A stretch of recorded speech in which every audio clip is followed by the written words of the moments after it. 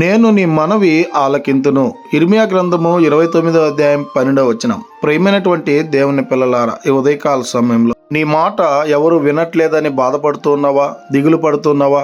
భర్త భార్య మాట వినట్లేదని, భార్య భర్త మాట వినట్లేదని, పిల్లలు తల్లిదండ్రుల మాటలు వినట్లేదని దిగులు పడుతున్నావా? అయితే నీ కోసమే ఈ ఉదయకాల సమయంలో ఈ వాగ్దానం ద్వారా ఆ యేసుక్రీస్తు ప్రభువుల వారు మాట్లాడుతూ ఉన్నాడు. లోకంలో ఉన్నటువంటి వారు నీ మనవి ఆలకించకపోయినా ఆ యేసుక్రీస్తు ప్రభుల వారు నువ్వు చేసేటువంటి మనవిని ఆలకించడానికి సిద్ధంగా ఉన్నాడు. నీ మనవిని ఆలకించడమే కాకుండా దానికి తగ్గ సమాధానాన్ని నీకు అనుగ్రహించేటువంటి దేవుడిగా ఉన్నాడు. గనుక ఇక నుంచైనా నీ మనవిని ఈ లోకంలో ఉన్నవారికి తెలియజేయకుండా, నువ్వు నీ మాట ఎవరు వినట్లేదని విసుగు చెందకుండా, బాధపడకుండా, నీ ప్రతి మాటని, ప్రతి మనవిని ఆ యేసుక్రీస్తు ప్రభుల వారికి తెలియజేసేటువంటి వారంగా ఉండాలని కోరుకుంటూ ఈ దిన వాక్యం ద్వారా దేవుడు మనలందరినీ బలపరిచి దీవించి ఆశీర్వదించును గాక.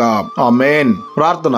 మమ్మల్ని మిక్కిలిగా ప్రేమిస్తున్న ప్రియ పరలోకమందున్న మా తండ్రి, మీకే కోట్లాది వందనాలు, స్తుతి, స్తోత్రాలు ప్రభా. ఈ ఉదయకాల సమయంలో ఈ వాగ్దానం ద్వారా మీరు మాతో మాట్లాడినందుకై వందనాలు ప్రభా. ఈ వాక్యాన్ని ఎవరైతే విని ఉన్నారో వారందరి జీవితాల్లో మీ కార్యాన్ని నెరవేర్చమని ప్రార్థన చేస్తున్నాం.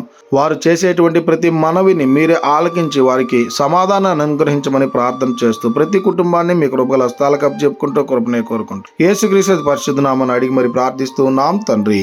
ఆమేన్.